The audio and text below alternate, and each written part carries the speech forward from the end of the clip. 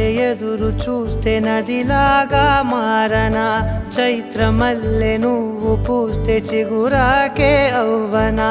నన్నే వరించే యువరాజును అంట నీ యువరాజు